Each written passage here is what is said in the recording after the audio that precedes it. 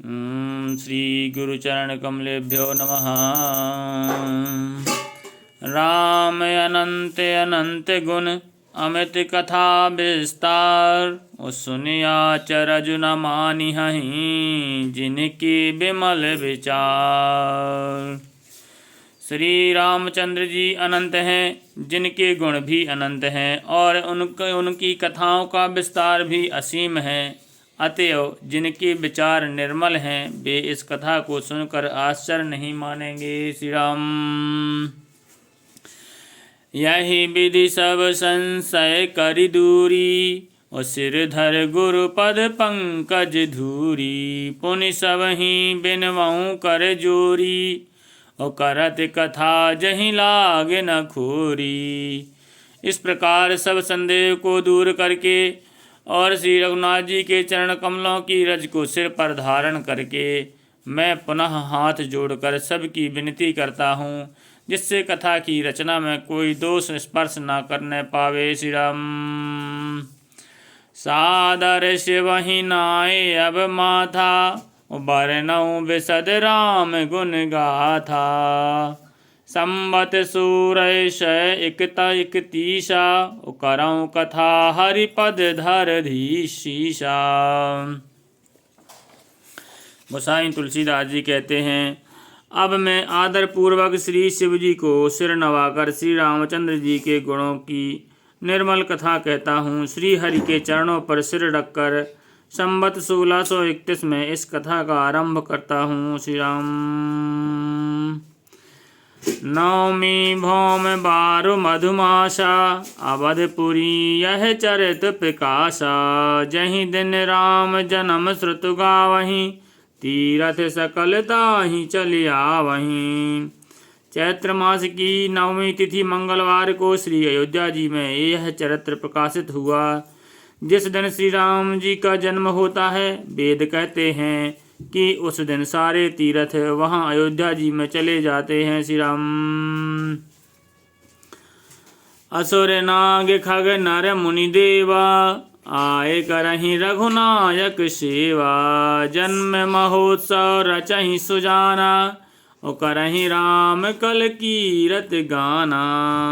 असुर नाग पक्षी मनुष्य मुनि और देवता सब अयोध्या जी में आकर श्री रघुनाथ जी की सेवा करते हैं। बुद्धिमान लोग जन्म का महोत्सव मनाते हैं और श्री राम जी की सुंदर कीर्ति का गान करते हैं। श्री राम। जहीं सज्जन वृंद बहो, पावन सरजू नीर। जपहि राम धरि ध्यान और सुंदर श्याम शरीर। सियावर रामचंद्र की जय। सज्जनों के बहुत से समूह उस दिन श्री सरयू के पवित्र जल में स्नान करते हैं और हृदय में सुंदर श्याम शरीर श्री रघुनाथ जी का ध्यान करके उनके नाम का जप करते हैं। दरस परस अरुमा जन पाना, हरहि पाप कहे वेद पुराना।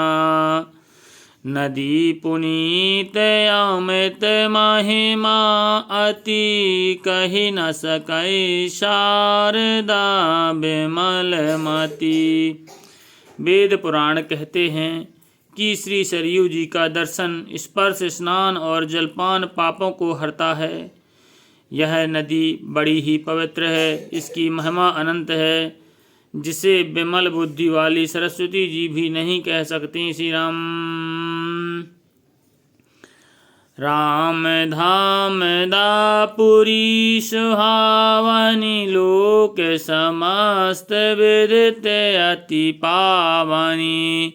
चारि खानि जग जीव अपारा, अवध तजै तनु नहीं संसारा।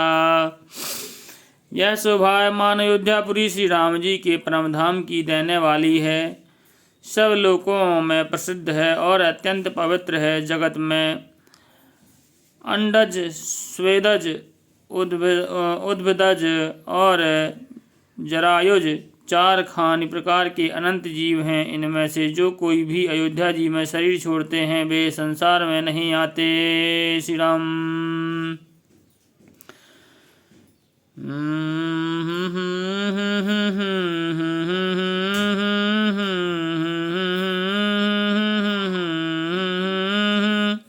सब विधि पुरी मनोहर जानी, सकल सिद्धि प्रद मंगल खानी। कथा विमल कर कीन आरंभा, सुनत न साहि काम मद दंभा। इस अयोध्यापुरी को सब प्रकार से मनोहर, सब सिद्धियों की देने वाली और कल्याण की खान समझकर मैंने इस निर्मल कथा का आरंभ किया, जिसके सुनने से काम, मद और दंभ नष्ट हो जाते हैं। श्री राम।